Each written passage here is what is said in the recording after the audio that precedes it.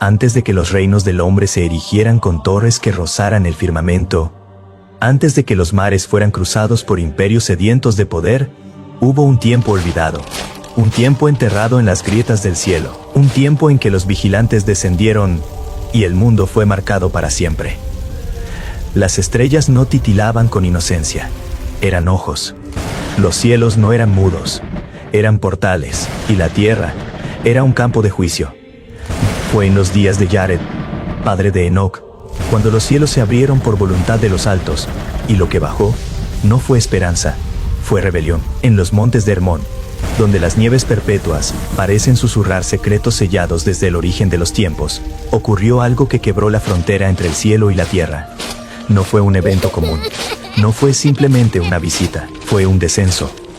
Una rebelión cuidadosamente premeditada. 2 centenares de ángeles, no ángeles en la forma que los hombres imaginan, con alas suaves y rostros serenos, sino seres colosales, revestidos de gloria torcida, descendieron con propósito. Eran brillantes, sí, pero su luz no provenía ya del Altísimo. Era una luz adulterada, como la de una estrella moribunda que, antes de apagarse, brilla con una intensidad artificial. Sus pasos no dejaron huellas comunes. La misma tierra parecía replegarse bajo su presencia. Eran los vigilantes, custodios celestiales que por designio divino debían observar, guiar y proteger, pero que eligieron desear, tomar y dominar. Su líder, Shemihasa, no era un simple traidor. Era un portador de sabiduría, pero no de la sabiduría que salva, sino de aquella que envenena cuando se entrega antes de tiempo.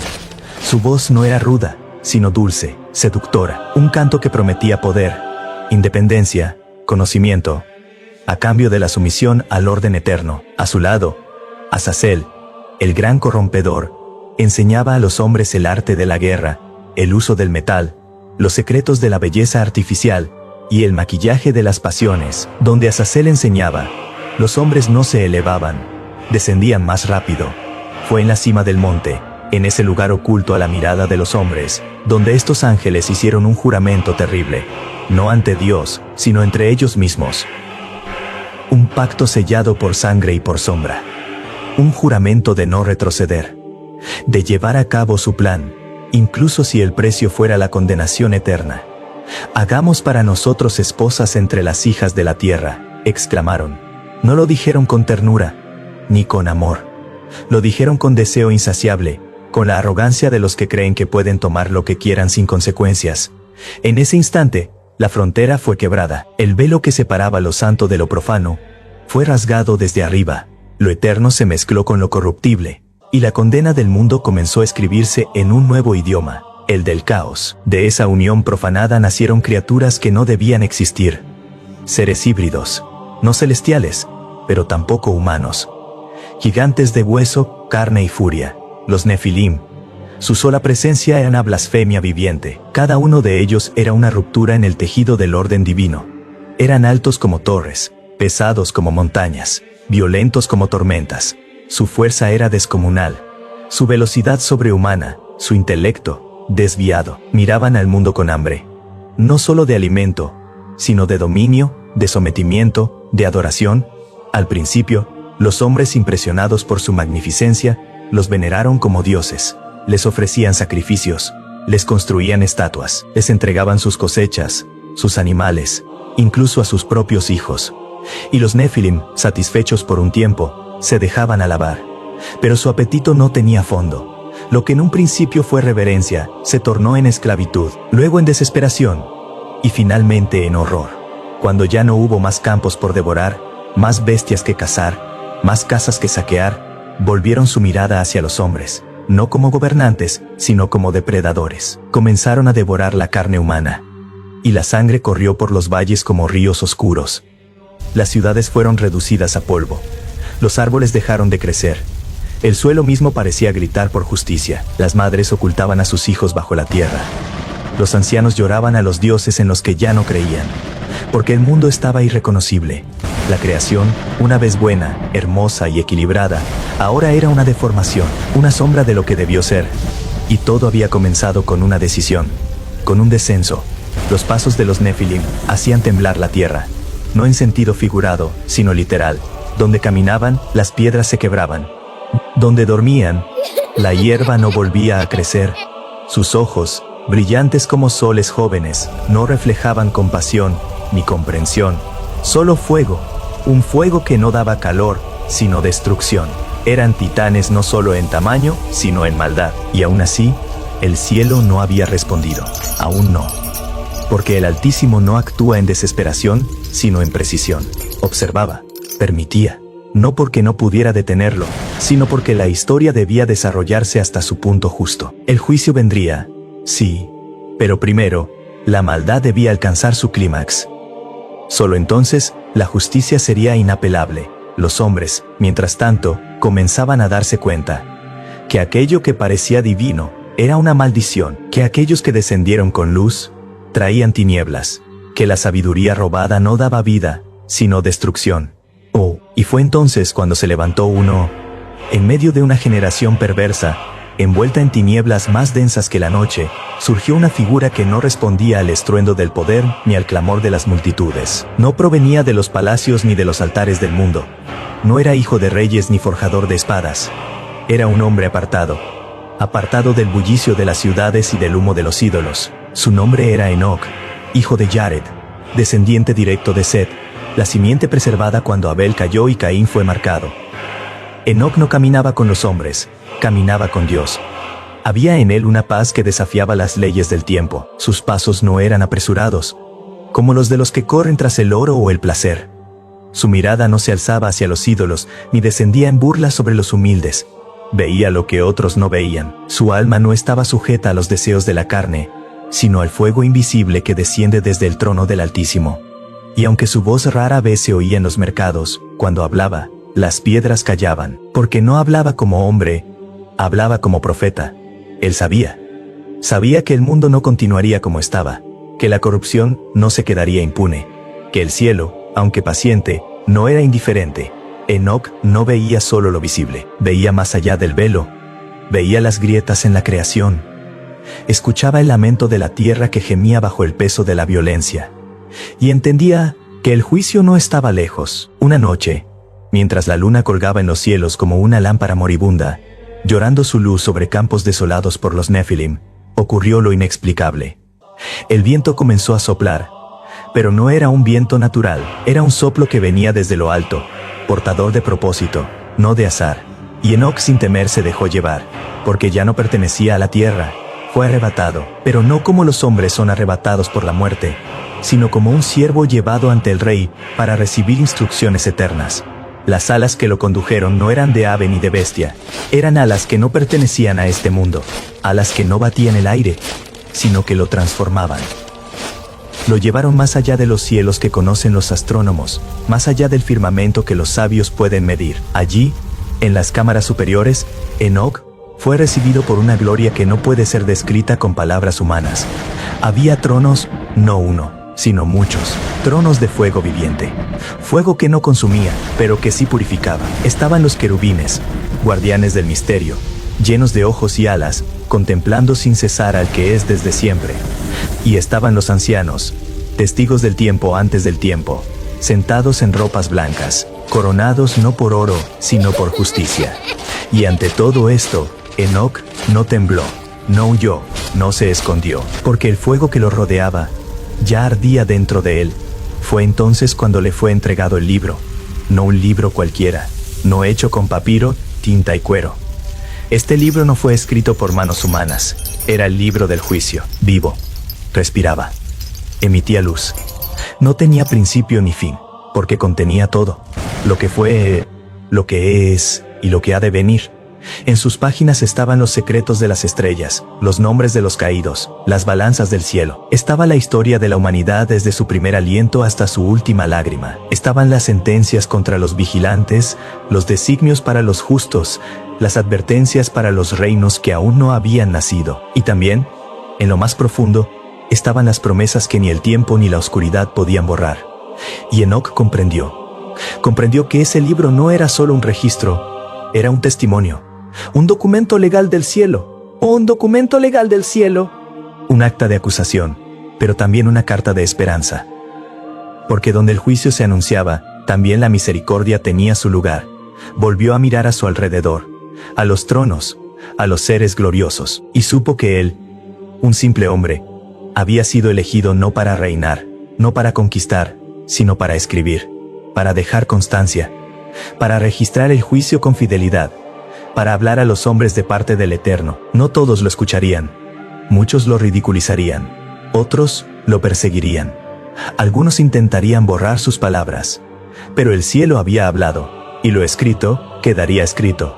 Aunque pasaran 1000 generaciones, aunque los imperios cayeran, aunque la memoria de los hombres flaqueara, el testimonio no se perdería, porque lo que Enoc escribió no era suyo, era del que está sentado en el trono, era para aquellos que aún buscan, para los que miran al cielo no con soberbia, sino con temor reverente, para los que entienden que todo lo que existe será juzgado. Los cielos, que antes cantaban con estrellas como coros, se tornaron silenciosos.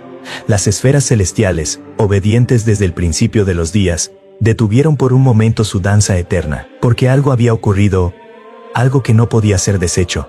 Desde lo alto, el trono ardía con una gloria temible, y los ángeles que un día habían descendido con brillo, ahora se ocultaban entre sombras. Ya no eran mensajeros, ya no eran heraldos, eran culpables, corruptores de la carne, traidores a lo eterno. Los ángeles caídos, Shemihasa, Azazel, Armaros y sus compañeros, al ver la mirada del Altísimo, no encontraron dónde esconderse. Aquellos que una vez se atrevieron a jurar sobre los montes de Hermón, aquellos que habían derramado sabiduría prohibida como veneno en las copas de los hombres, ahora temblaban, porque la furia del Altísimo no era como la ira de los hombres. Era fuego puro, era justicia sin sombra, era la respuesta inevitable de un orden que no tolera la corrupción. Y cuando ya no pudieron soportar el peso de la sentencia que se cernía sobre ellos, levantaron sus rostros, rostros que ya no brillaban, sino que lloraban, y clamaron al único hombre que había caminado entre lo terrenal y lo celestial. Ruega por nosotros, Enoc, suplicaron. Las palabras, aunque pronunciadas por labios caídos, cargaban la desesperación de los que ya no esperan redención. Era un clamor que rompía el alma, un gemido que, en otro tiempo, habría conmovido las entrañas del cielo. Pero ahora, era tarde. Shemihasa, el que lideró el descenso. Azazel, el que enseñó el arte de matar y embellecer el pecado. Armaros, el sabio de la mentira. Todos ellos se postraron ante el hombre que caminaba con Dios. Pero Enoc no se quebró. Él los miró, y sus ojos no estaban llenos de odio ni de compasión. Estaban llenos de un fuego que venía de lo alto. No era juez, pero hablaba con la voz del juicio. No era acusador, pero portaba el testimonio. Y su alma tembló, no por temor a ellos, sino por la magnitud de lo que estaba por decir. No hay perdón para vosotros, pronunció, y esas palabras no fueron suyas. Eran dictadas desde lo eterno. Eran la sentencia de lo inmutable, porque la misericordia es grande, pero también tiene límite. Y cuando la rebelión es completa, cuando se toca la raíz de la creación y se pervierte la esencia del hombre, entonces, el perdón se retira como la marea. El Altísimo ha sellado vuestro destino, continuó Enoc, con voz que parecía venir de múltiples tiempos a la vez. No hubo negociación, no hubo segunda oportunidad, porque lo que los vigilantes habían hecho, no solo afectó a la tierra, tocó los pilares del cielo. La unión prohibida entre lo divino y lo humano había traído una nueva raza, una generación monstruosa, seres que no eran ángeles, ni hombres, seres que devoraban, que destruían, que corrompían. Su hambre era un eco del abismo. Seréis testigos de la muerte de vuestros hijos, dijo Enoc, y el eco de esas palabras se extendió por los cielos como un relámpago silencioso. Imagínalo. Los ángeles, que por siglos habían gozado del esplendor celestial, ahora debían contemplar cómo los frutos de su rebelión serían exterminados, no con espada humana, sino con la sentencia de lo alto. Los Nefilim, gigantes entre los hombres, verían caer sus imperios, derrumbarse sus fortalezas, desvanecerse su linaje. Y los padres mirarían. Seréis encadenados en la oscuridad, dijo, hasta el gran día del juicio final. Oscuridad. No como la noche que conocemos, sino una que respira, que consume. Una prisión sin muros, pero con tormento. Allí serían atados, no por cadenas de hierro, sino por ligaduras forjadas en decreto divino. serían sepultados en lo profundo, lejos de toda luz, de toda esperanza, aguardando no un rescate, sino un juicio eterno. Y mientras Enoc hablaba, la creación respondió. Las montañas gimieron, como si sus entrañas recordaran el momento en que los caídos descendieron, y supieran que debían expulsarlos. Los ríos se tornaron en sangre, no por obra de manos humanas, sino como señal de que la tierra misma estaba contaminada. Los soles, sí, los soles, en plural, se sacudieron, oscilaron como lámparas sacudidas por el viento del juicio. Porque cuando el orden eterno se violenta, hasta los cuerpos celestes tiemblan. Y así, se cumplió lo que estaba escrito en lo invisible. No hay rebelión sin consecuencia. No hay corrupción sin cosecha. No hay corrupción sin cosecha. Y aún los seres que una vez volaron en luz, cuando desobedecen al santo, se convierten en ejemplo eterno de lo que ocurre cuando se tuerce lo sagrado. El cielo no lloró por ellos, pero sí lamentó. Lamentó que, aun con toda la gloria dada, eligieran la caída. Lamentó que lo eterno tuviera que ejecutar lo irrevocable, y el lamento del cielo aún resuena, porque lo que pasó entonces volverá a pasar. Cuando Enoc fue llevado más allá del velo del tiempo, allí, en los corredores eternos donde los siglos son como cenizas flotando en la vastedad de lo eterno, sus ojos fueron abiertos para contemplar lo que ningún hombre había pedido ver. No fue una visión gloriosa. No fue una promesa de redención inmediata. Fue un testimonio del fin.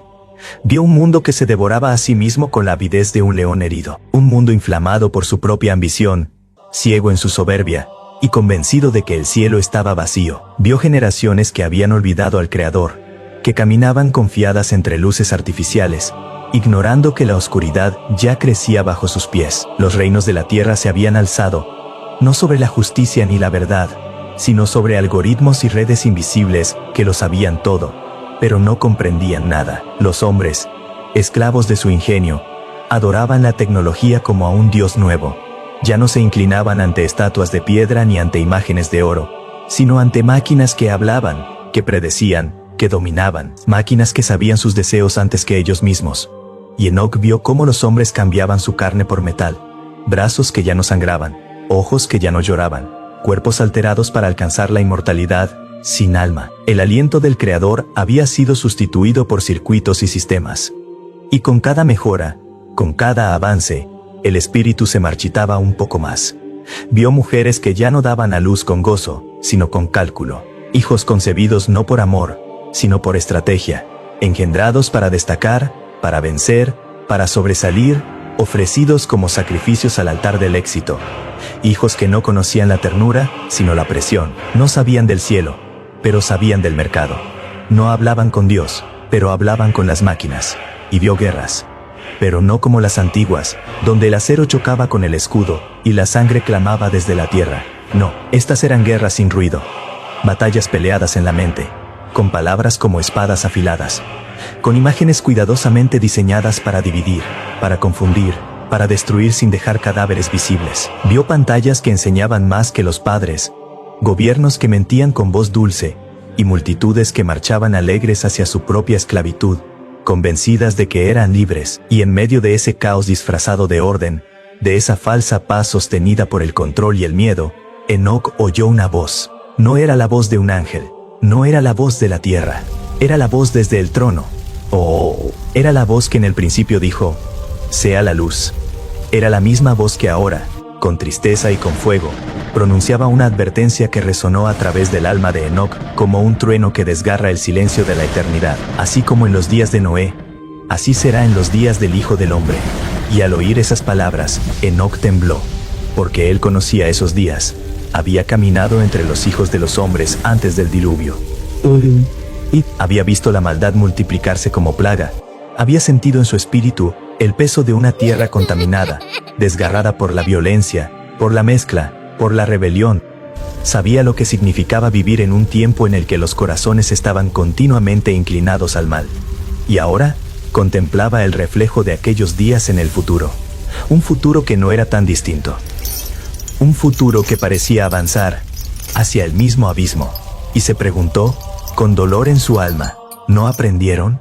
No aprendieron, no escucharon el lamento de la tierra, la advertencia de los cielos, el testimonio de las aguas que cubrieron las montañas más altas.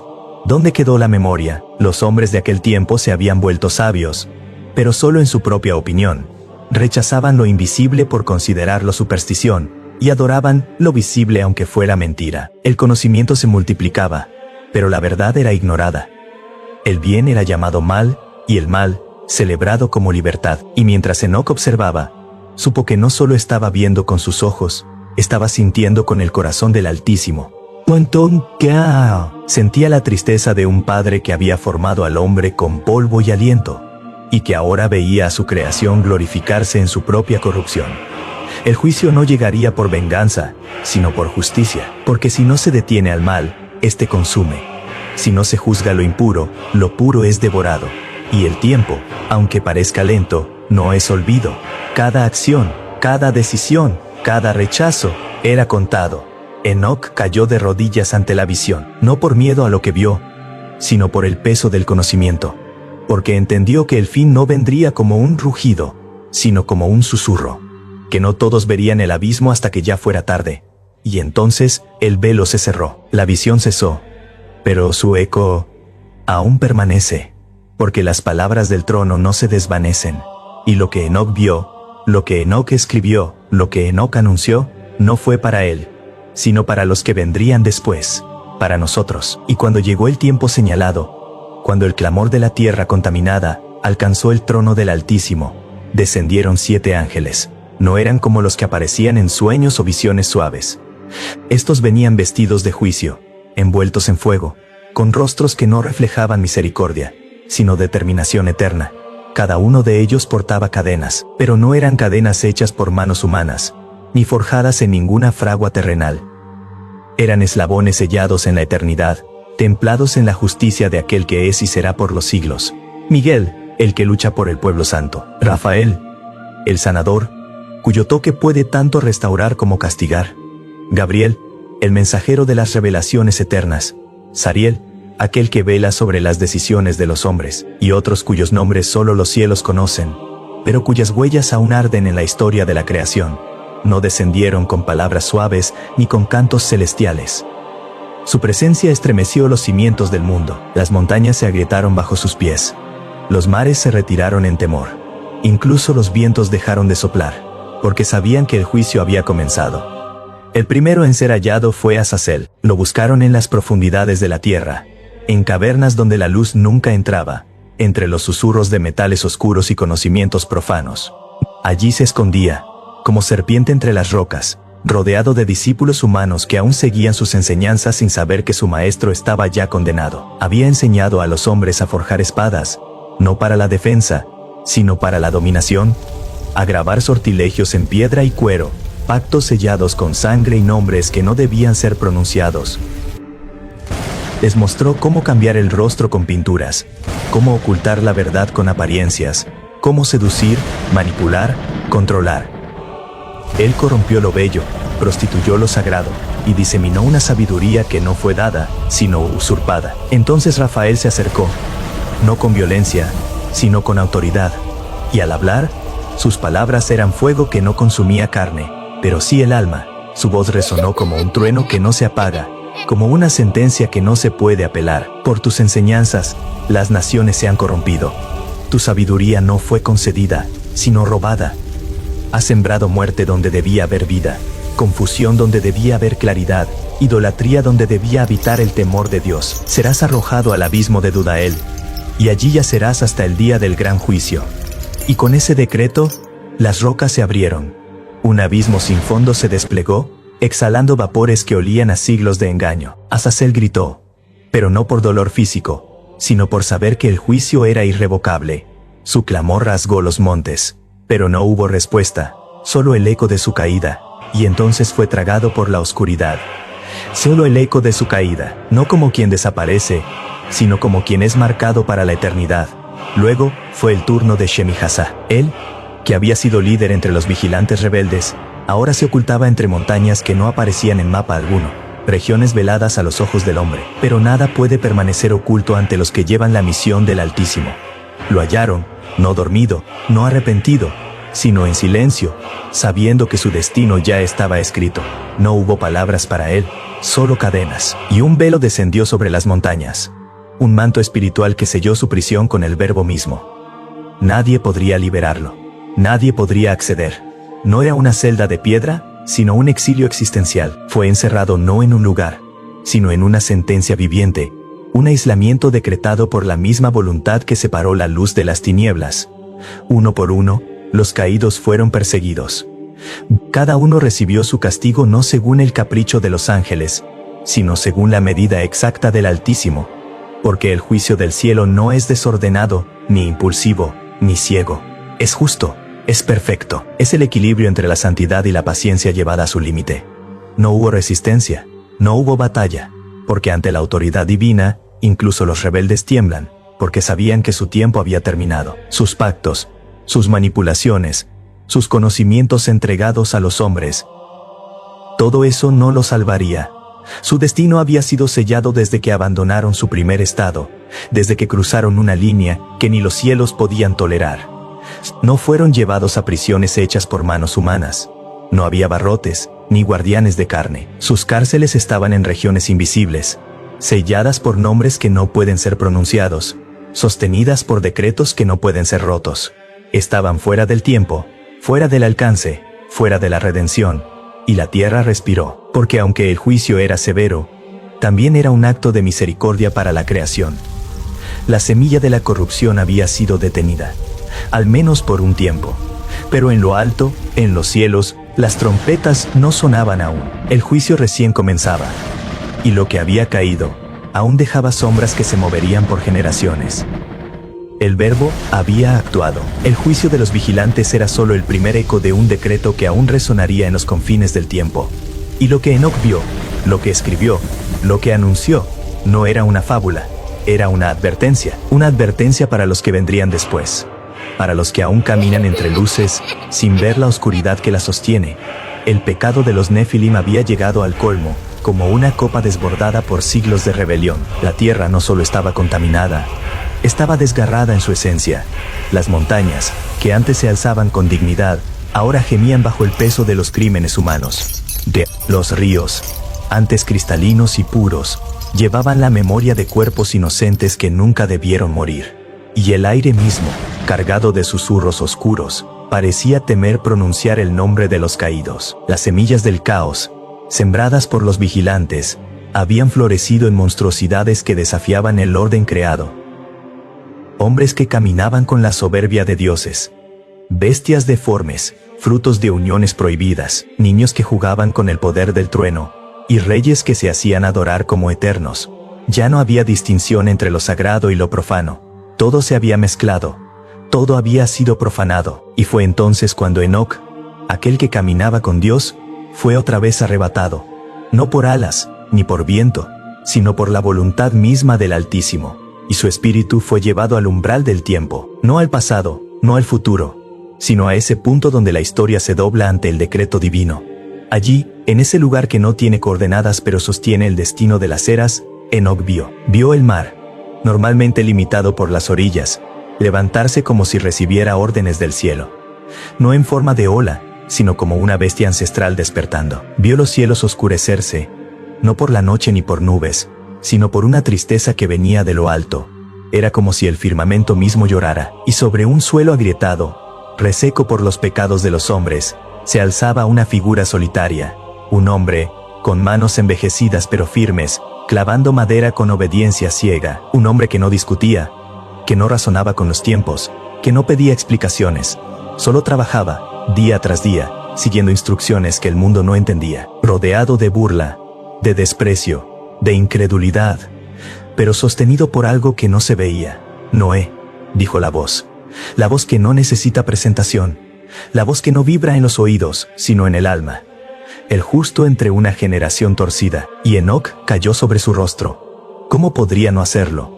Había visto la corrupción de los ángeles, el juicio de los cielos, las visiones del fin, y ahora se le mostraba el principio del fin de una era, no una destrucción arbitraria, no una catástrofe sin propósito, sino un juicio anunciado, justo, ineludible. Un acto que no brotaba de ira ciega, sino de una santidad que no podía seguir tolerando la mezcla del barro con el veneno. Y entonces preguntó, con voz temblorosa, ¿perecerán todos los hombres? Porque aunque conocía la maldad del mundo, su corazón aún sangraba por la humanidad, por los niños que no habían elegido nacer en tiempos de oscuridad, por los campesinos olvidados, por los últimos justos, por las lágrimas que no habían sido escuchadas. Y la voz respondió, no todos, un remanente será preservado. Esa palabra, remanente, cayó como una semilla viva en la mente de Enoc. No una multitud, no una civilización, solo un remanente, una pequeña chispa guardada del fuego, una raíz escondida bajo la tierra árida. Noé y los suyos, un puñado, pero suficiente para comenzar de nuevo. Pero el mundo será lavado, no con fuego, aún, sino con aguas de juicio. Y esas palabras sellaron la sentencia de una era. No serían lanzadas piedras del cielo, no vendrían ejércitos celestiales con espadas de luz. No, vendría el agua, aquella que da vida, ahora traería muerte. La misma agua que brota del vientre de la tierra, ahora envolvería los montes. El susurro de los arroyos se volvería rugido de océano sin freno.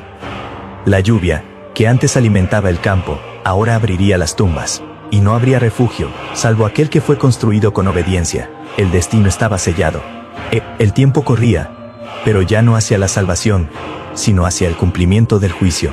Cada clavo que Noé martillaba en la madera era una cuenta regresiva. Cada tabla ajustada, un eco del decreto celestial. Mientras los hombres reían, bebían, se casaban, hacían planes, el cielo escribía el final con gotas invisibles. Y Enoc entendió. Entendió que la justicia de Dios no es un trueno repentino, sino una advertencia sostenida, que el juicio no viene sin antes extenderse la misericordia, que el arca no era solo madera flotante, sino símbolo de gracia en medio del caos.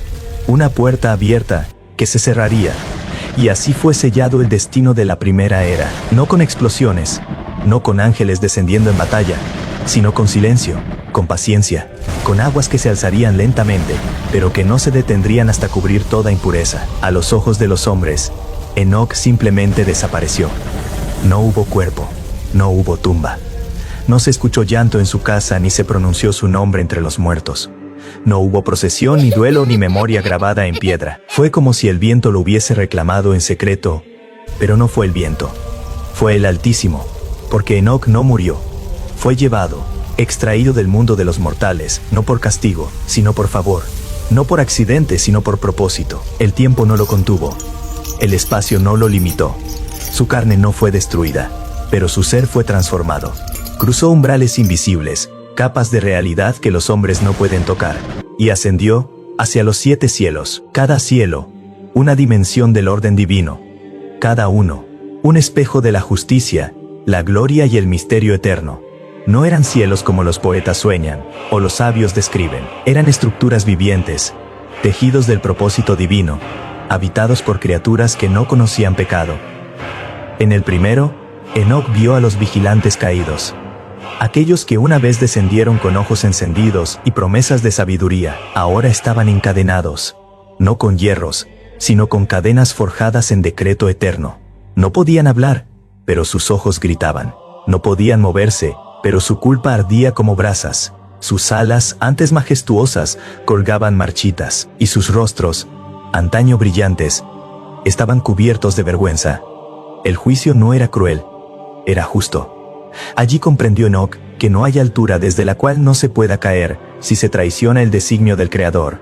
En el segundo cielo encontró almas, no condenadas, no glorificadas, sino en espera. Eran como semillas en una cámara sagrada, esperando la estación final.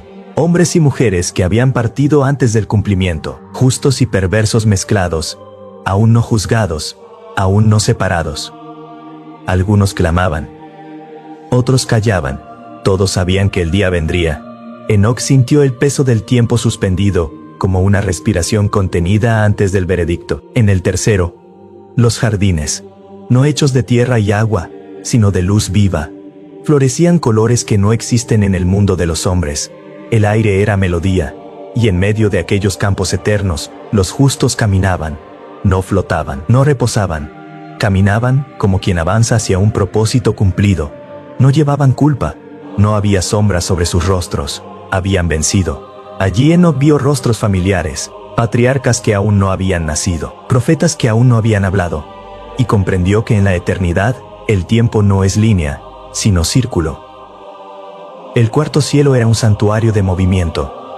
Allí estaban los astros, no como luces distantes, sino como criaturas obedientes, marchando según leyes invisibles. Cada estrella tenía un nombre, cada planeta, un canto. Giraban en armonía, como soldados en formación. Ni uno se desviaba, ni uno se rebelaba. Allí, Enoc vio que lo que el hombre llama ciencia, en el cielo es obediencia. El universo no es caos, es liturgia. En el quinto cielo, los ejércitos no eran metáforas, no eran figuras poéticas, eran legiones verdaderas, seres alados con semblantes de fuego, espadas como relámpagos y escudos como truenos. No se entrenaban, se alineaban, no dormían, esperaban una orden que aún no había sido dada, porque una guerra venía, una guerra que aún no había estallado, pero que ya estaba escrita. Enoc sintió el temblor de sus alas, el clamor de su determinación. Allí comprendió que la paz de hoy es solo el silencio antes del rugido final. En el sexto cielo, libros, miles, infinitos, no hechos de papel, sino de sustancia ardiente. Cada página era una vida, cada línea una elección. Enoc vio palabras que los hombres creyeron olvidadas, pensamientos susurrados en la soledad, decisiones tomadas en la oscuridad. Todo registrado, nada omitido. Y no había tinta, había fuego. Cada letra brillaba, porque cada acción tiene peso eterno. Allí, Enoc entendió que la vida del hombre no es polvo que el viento borra, sino huella que el juicio lee. Y por fin, el séptimo, allí, el trono. No sobre una plataforma, sino en el centro de toda existencia. La luz no venía de él. Él era la luz, no como un sol, sino como la fuente de todos los soles. El sonido era como muchas aguas, como cataratas que hablan, como océanos que cantan. Y en medio del fuego, no destrucción, sino pureza. Una figura, no una forma que los hombres puedan dibujar, no un rostro que los ángeles puedan mirar sin cubrirse. Era el anciano de días, no viejo por el paso del tiempo, sino eterno por su ausencia. Curada por su ausencia, no frágil por la edad, sino temible por su gloria. Y Enoc cayó, no por miedo, no por dolor, sino por reconocimiento, porque quien se acerca al trono y permanece de pie, no ha comprendido con quién habla. El polvo no puede desafiar al Creador, el aliento no puede juzgar al que lo dio. Enoc no fue obligado a postrarse. Su alma lo hizo antes que su cuerpo. Allí no hubo diálogo, no hubo preguntas, solo revelación, no en palabras, sino en presencia. Entonces, cuando el alma de Enoc ya había atravesado los cielos, cuando sus ojos habían contemplado misterios que ningún mortal había visto, y su espíritu se encontraba postrado ante el resplandor del anciano de días, sucedió algo más, algo que rompió el silencio sagrado. Una nueva visión fue concedida. No vino con estruendo. No fue precedida por voces. Surgió como una luz que se distingue entre otras luces. Como una figura que se revela, no porque entra, sino porque siempre estuvo allí, esperando ser vista. Era una figura como hombre, y sin embargo no como los hombres de la tierra. No tenía el aspecto de los reyes orgullosos ni de los profetas consumidos. Su forma era humana, pero su presencia, eterna. No caminaba, se movía como quien domina el tiempo. Su rostro era resplandor, sus ojos, juicio y compasión al mismo tiempo. Y sus vestiduras no eran tela, sino gloria. Enoc lo reconoció de inmediato, aunque jamás lo había visto. Porque el espíritu distingue lo que el intelecto no comprende. Era el Hijo del Hombre, el elegido, el que había sido guardado en el seno del Altísimo desde antes de los días, no creado, no improvisado, esperado, reservado, destinado. Estaba rodeado de ángeles, pero no como escolta, sino como testigos. Ángeles de rostros antiguos, de alas que habían atravesado las edades, lo miraban con una mezcla de reverencia y temor santo. No hablaban, no preguntaban. Sabían que ante él, incluso ellos, debían guardar silencio, porque la gloria que portaba no era adquirida, era suya por derecho.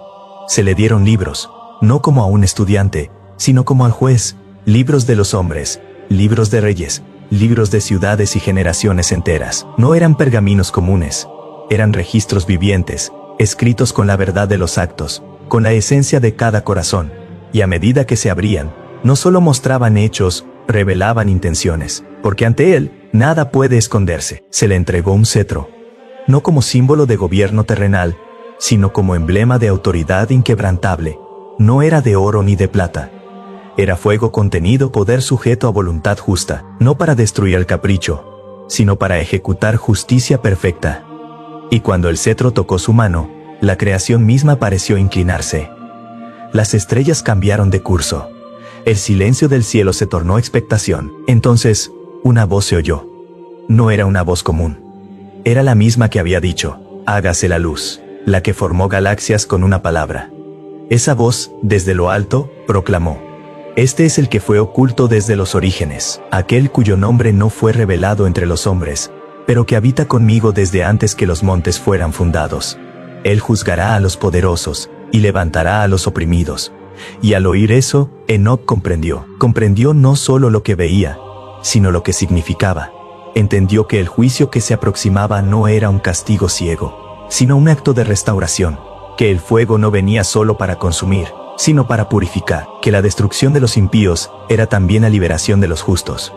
Vio reinos caer, no por la ira del cielo, sino por el peso de su propia corrupción. Vio tronos vacíos, donde antes se sentaban los arrogantes.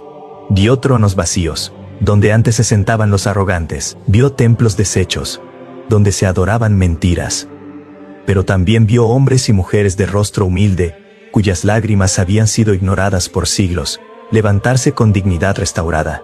Vio niños sin nombre recibir corona. Vio niños sin nombre recibir corona. Vio naciones olvidadas ser recordadas.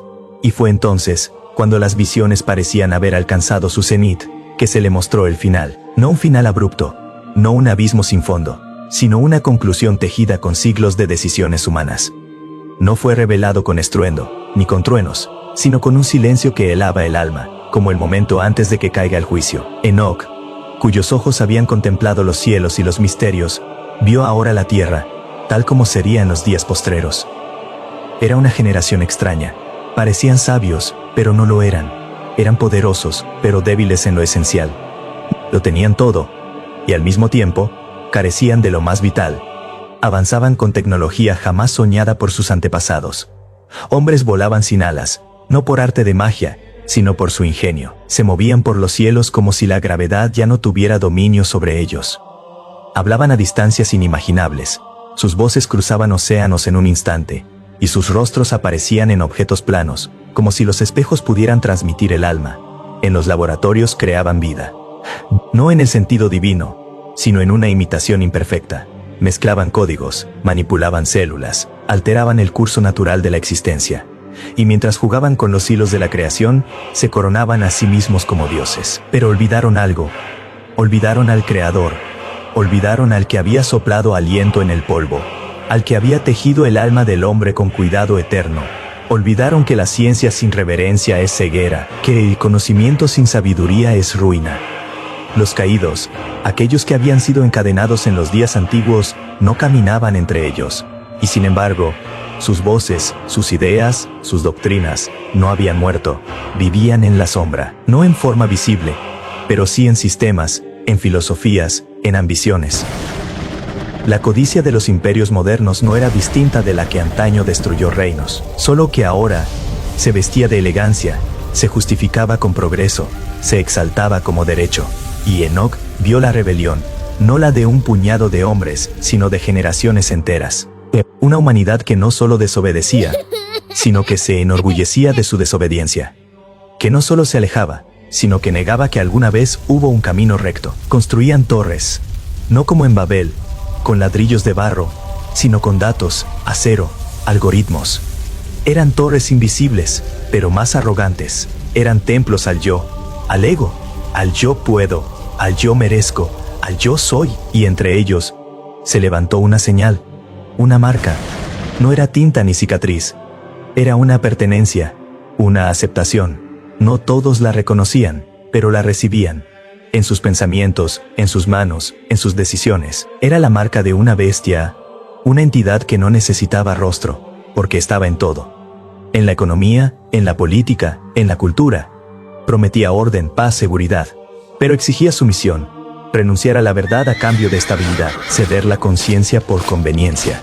Y Enoc vio una multitud, no unos pocos, no una minoría, una muchedumbre incontable, caminando hacia esa marca sin comprender lo que realmente era. La aceptaban con ligereza, como quien firma un contrato sin leerlo, como quien se entrega sin saber a quién. No con violencia, sino con seducción, no con temor, sino con indiferencia, porque ya no sabían discernir, porque el bien y el mal se les presentaban como grises, porque los vigilantes antiguos les habían enseñado a llamar luz a la oscuridad, y oscuridad a la luz, y el cielo no gritó. El cielo no intervino todavía, solo una cosa sucedió: el libro fue cerrado, no con furia, no con desesperación, fue cerrado con solemnidad, como cuando se concluye un juicio, como cuando el testimonio ya ha sido dado, como cuando el juez se levanta y el destino queda sellado. Y en el corazón de Enoc se mezclaban el asombro, el lamento y la comprensión. Comprendía que la última generación no sería destruida por falta de señales, ni por ausencia de advertencias, sino por su elección. Porque todo se les había dado, pero eligieron olvidar, porque vieron los cielos, pero prefirieron mirar pantallas, porque oyeron el susurro de la verdad, pero siguieron el estruendo de la multitud. Así fue sellada la visión, así concluyó el misterio. Cuando Enoc regresó a la tierra, su semblante no era el mismo. Sus ojos llevaban el peso de los cielos, y su voz, aunque humana, resonaba con ecos de eternidad.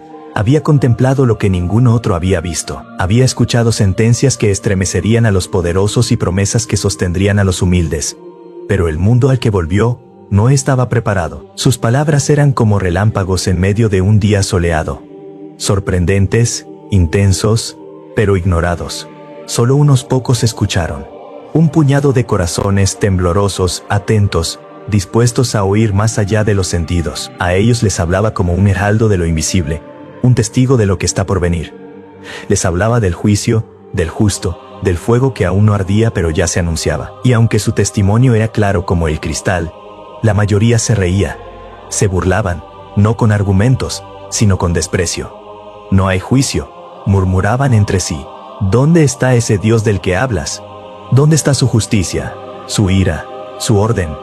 Otros decían, con aire de sabiduría fingida, los vigilantes son historias para niños, cuentos para asustar a los ignorantes.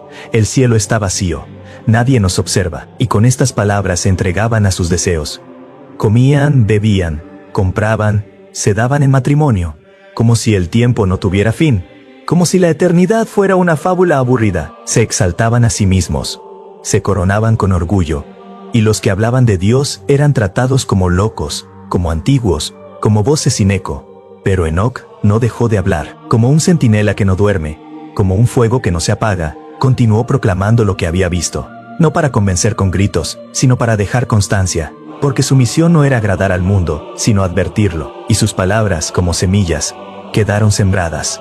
Y entonces vino el diluvio, no como un accidente, no como un fenómeno natural, sino como juicio, como una sentencia sellada desde antes de la fundación del mundo. Las nubes se oscurecieron, las fuentes del abismo se abrieron, el agua que había servido para la vida, ahora se convirtió en instrumento de justicia. Y los que se burlaban, callaron.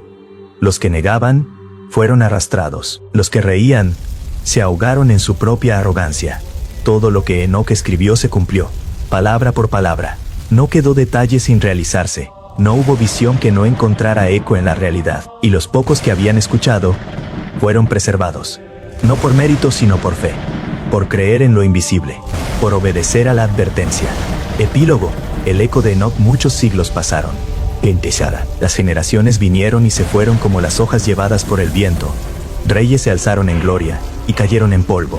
Imperios nacieron en promesas y murieron en orgullo. Los nombres de los hombres se inscribieron en piedra y luego fueron borrados por el tiempo.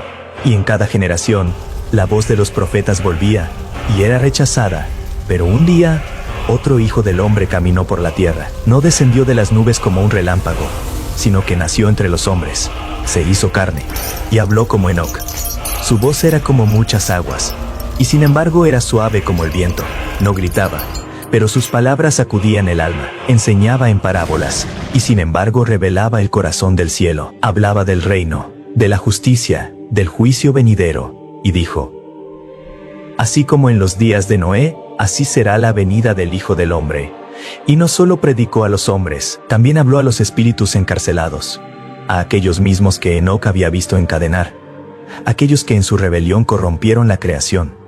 A ellos también les fue anunciada la verdad, no para redención sino para testimonio. Y aún hoy, la voz de Enoc clama desde las páginas del tiempo, no como una leyenda olvidada, ni como una historia relegada a manuscritos antiguos. Su eco resuena en cada advertencia que el cielo da, en cada señal, en cada conciencia inquieta.